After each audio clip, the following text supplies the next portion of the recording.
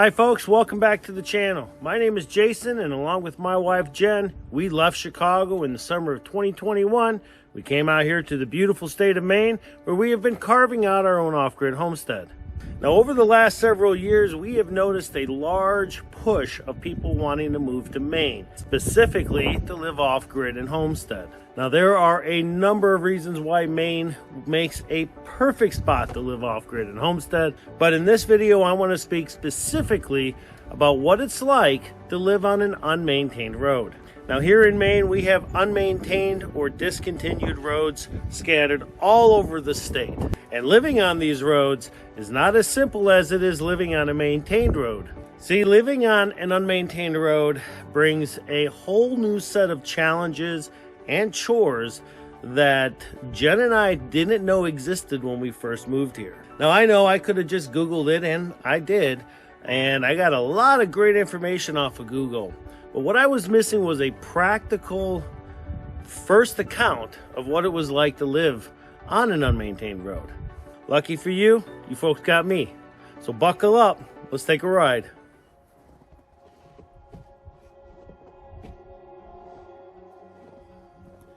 Now, most unmaintained roads will not have any power coming down them, and that's not to say that power lines don't come down unmaintained roads, but typically that's where you're going to find your off-grid properties. Now, since I'm being honest, there are a lot more reasons why you should not live on an unmaintained road than there are reasons why you should. And before we go any further, I'll just preface it by saying an unmaintained road here in Maine means that the township is not providing any maintenance on it.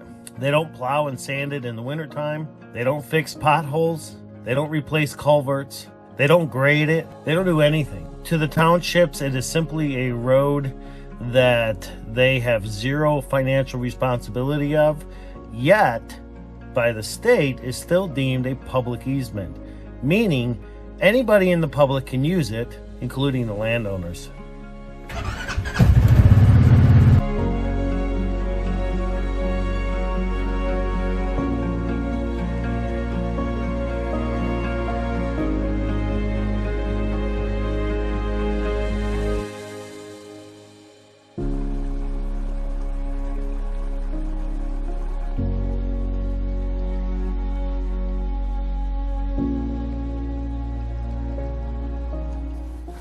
It is super cold today, and the wind is rough, man. Holy smokes.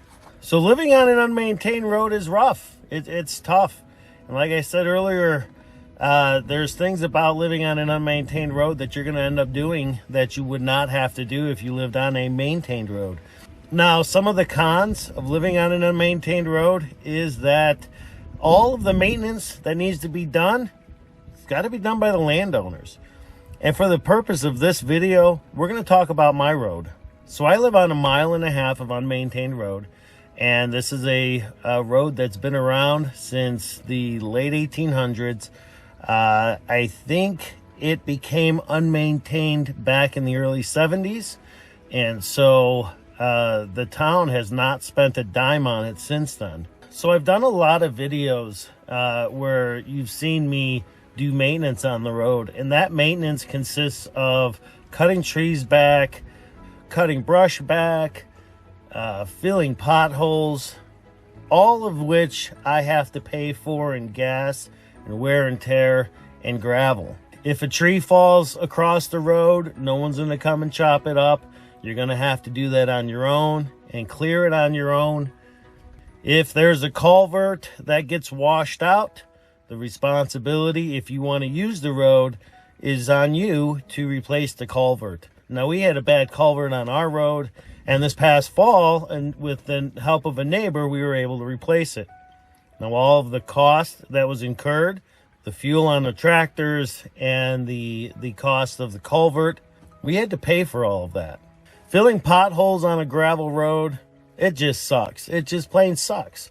Because it seems like no matter how much gravel we put on our road in these potholes, the potholes just keep sinking. And so we have to keep adding, gravel to it. As a matter of fact, the section of road I'm sitting on right here, down from our house, we actually brought in about a quarter mile of gravel to fill this road in because it was so bad.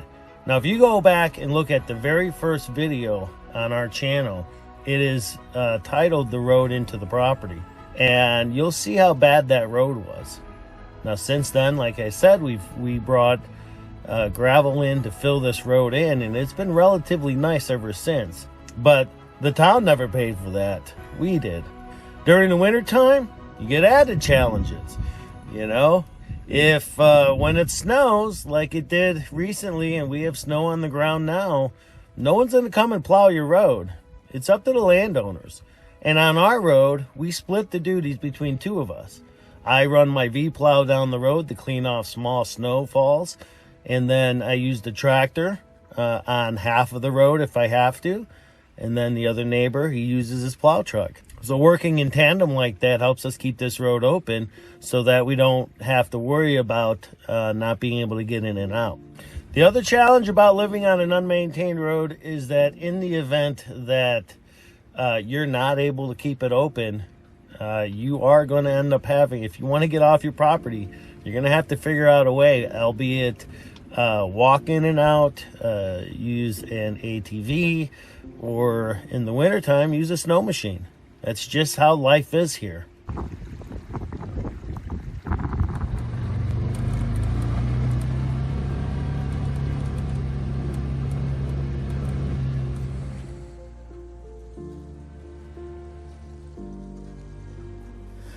Now you might say to yourself, you know what, Jason, I get that. I'll have to cut trees down and clear brush and fill a couple of potholes. Well, we live on 1.5 miles unmaintained road. That is a lot of gravel. That's a lot of brush to cut back. It's a lot of trees to take care of. And in the winter time, it is a lot of snow to move. And I cannot tell you how many times I've had to cut trees when I'm leaving out of here during a snowstorm or after a snowstorm, because trees have fallen across the road. It is a lot harder to live on these roads. Now, during mud season, these roads turn into an absolute mess. Unless you have a good rock foundation, it would take no time to turn some of these roads into just a massive mud pit. Now, fortunately for us, we don't have a lot of mud on our road during the springtime, but the other issue that we do run into is the ice. All right, so we are in store for a big storm today. We've got a lot of rain and we've got a lot of wind, but the bigger problem that we have to deal with right now is our road. Unfortunately, this is what our road looks right now with this rain and warm temperatures. It's just really slick ice for 1.5 miles long. Now, because we live on a gravel road, we have to be really careful how we plow. We really need to have a nice base of snow on the road so that it's easier for us to plow as we get big snow. Now, the way that we get that base is I will typically use my V-plow on the first few snows of the year, and that'll give us a really nice hard base. Well, if you ask anybody who's lived on a gravel road or a dirt road who uses a plow like this or has any experience with packed snow, come springtime when that starts to melt, that's going to ice up, and it's going to ice up really bad. But it is a necessary evil when trying to keep these roads open in the wintertime. We don't have the asphalt where we could just drop the plow on and scrape down to the asphalt. If we tried to do that on these roads, we would just tear the hell out of the roads and out of our equipment. And so we have to have that base in order to keep the road clean, which in turn then just becomes a pain in the ass in the springtime. But there are ways of getting around that, and to help get you through that, ash and sand work wonders on ice, especially on these roads. All right, so we've talked about the maintenance, we've talked about culverts, and we have talked about plowing, and we've talked about kind of keeping the road clean of brush and trees, and if any fallen, if there's any trees that fall across the road, you have to clean them up. But there's also a very hidden cost that will creep up on you pretty quick. And I have yet to meet somebody that it doesn't affect. That hidden cost has to do with your vehicles. Now, Jen and I have a Jeep and a Dodge pickup. And both of those vehicles, when we lived in the city, we rarely ever had to replace things. Now, we would have to do normal maintenance, and every once in a while, maybe, a tie rod would go bad or something like that. But here, since we've been here in Maine for the last 3 years, I cannot tell you how many wheel bearings, how many tie rods we've replaced on both our vehicles, all because of the road that we live on. In addition to that, we've had a really bad issue with our Ram last year, where I ended up having to replace the rack and pinion. Now, I can't say whether or not that was because of the road or not, but given the fact that we live on this road and a bad rack and pinion doesn't happen too often, one can only take a lucky guess and say, well, maybe the road had something to do with it. This creeper cost is so significant that in the 4 years we've been here, we have spent more money on maintenance on our vehicles than we did in the 10 years prior living in Chicago. And it doesn't matter how slow we drive, how cautious we are, the vehicles take a beating on these roads. It's as simple as that. Another thing you have to consider while living on an unmaintained road is accessibility from, say, your emergency vehicles, fire department, EMS, things like that, police. Most roads are obviously drivable, right? And during the summertime, there's not really a lot of issues. If we needed the police or needed, EMS, they can get down here. Not only that, but like propane drivers and, septic tank pumpers and things like that, service vehicles. During the wintertime, it's a little more sketchy. If the road's not open, they're not coming in. It's as simple as that. I mean, unless you have the means to clean your road, or you and your neighbors, get together and clean the road, they're simply not going to be able to make it in there. And so that is something that you have to consider as well. The other factor is your mail. On our road, we don't have mailboxes at our houses. The mailboxes are lined up at the end of the maintained side. And if we want to go check our mail, we have to make the 1.5 mile road trip down here to get it. And then we got to make the 1.5 mile road trip back home. So in our case, checking our mail is a 3-mile round trip ordeal, which we didn't mind doing. So we've got 4 or 5 residents on our road, and there's only a couple of us who actually do any of the maintenance. And that's okay. It's nobody signed up for it. We're volunteering our time. We're donating our money to the road to keep it open. And honestly, since Jen and I are at the end of the road, reality is not a single person on this road would have to lift a finger, and we would still keep it open. We would still maintain it because Jen and I want access. And because we want access, we're going to do whatever it takes to give us that access. And if anybody helps us, that's great. And thankfully, we have neighbors that are helping. But if there's anybody that's not, well, you know what? That's okay too. We don't judge them for it, but they do get the benefits of us doing the work. Now, ideally, everybody on the road pitches in, but like I said, that's not always the case. So it's definitely something you need to consider. So if you've made it this far, you're probably asking yourself, well, if life on an unmaintained road is so hard, then why in the hell would anybody want to do it? And there, my friends, is the magic sauce.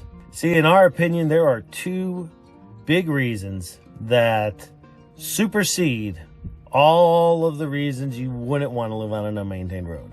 The first reason is we have no traffic. The only traffic we find on our road are going to be landowners, neighbors, and the occasional hunter during hunting season. And honestly, if it wasn't for the Border Patrol, Jen and I would not see anybody by us, but maybe a handful of people all year. And the second reason to us is probably the biggest reason for us is the isolation. There's a reason we don't have a lot of people by us. There's a reason why there's not a lot of full-time residents here. It's because it's hard living on an unmaintained road.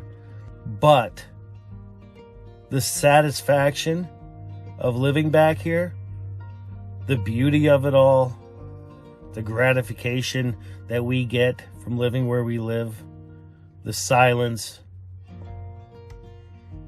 There's nothing like it. And having to maintain our road is just a small price to pay to have our own little slice of heaven here in Maine. So when you're looking at property and you have to ask yourself, you know, do I want to live on a maintained road where everything is done for you and it's an afterthought really? Or do I want to live on an unmaintained road where I get to keep a Department of Transportation hat close by because there's going to be times where I'm going to have to do maintenance? I don't know what the answer to that question is. Only you do. Only you know what you're capable of doing and what you're capable of handling. This video, I wanted to give you a realistic perspective of what it's like to live on an unmaintained road, because it is significantly different. And like I said, all the challenges that I've listed out and I've talked about with you here, these are real challenges. Ask anybody who lives on an unmaintained road here in Maine. These are challenges that we all face. If we don't plow, the road doesn't get plowed. If we don't fill the potholes don't get filled. If we don't cut the trees out of the road, that road stays blocked. And if we don't change culverts, well, that culvert is going to collapse or it's going to wash out. That's just the reality of it. Now, when Jen and I bought our property, we knew it was an unmaintained road. And like I said in the beginning of this, I did Google it and I looked at all kinds of information about it. And I accepted the responsibility of it. You know, I don't mind the work. I don't mind doing the things that we need to do on the road. You know, I enjoy it. And so for me, it was great. For my neighbors, it was great. But for those folks who have looked at property on an unmaintained road and said, yeah, I'm not really so sure about that, well, it just didn't work for them. Doesn't mean they're going to be any more successful or unsuccessful at doing what they're doing. It just means that they didn't want the burden of maintaining their road. And that is absolutely fine. Now, the good news is if you do decide that this is something you want to do, or if you want to learn more information, there are some sites out there and some legislation that's happening for landowners as it pertains to unmaintained roads. Now, before I give you this information, I just want you to know I am not promoting them. I am not gaining any personal gain by telling you about them. It is simply information. And I think as more and more people look to Maine as a place where they can homestead off-grid, I think information like this is very valuable, as it would have been very valuable for me had I known about it when I moved up here. So there's a Facebook group and a website called Maine Roadways. I'm going to leave the links to both of those in the description below. It's run by a very nice woman who is leading the charge here in Maine from a landowner perspective in legislation, trying to change laws, all kinds of laws as it pertains to the unmaintained roads. So if that is something that you're wanting to look into, like I said, I'll leave the links below. Feel free to check them out. There's a lot of good information. It's really cool to see that happening as a landowner who lives on an unmaintained road. Well, I hope that you folks have learned something in this video, and at least may have a clearer picture of what life is like on an unmaintained road. Now, I know I did most of my filming from the seat here in my side-by-side, but honestly, it is freaking cold outside. And I am sitting here waiting for the mailman at the moment, and the mailman is arrived. So as soon as he drops my mail off, I'm going to grab my mail. We're going to head home, and we have some snow that we have to remove, but we're not going to show that in this video. I may do another video on that, but all right, folks. Well, thanks a lot for sticking around and watching this one. Like I said, I hope it gives you a clear perspective on what it's like to live on an unmaintained road here in Maine. And if you liked it, hit that like button, hit that subscribe button. We'll see you folks on the next video.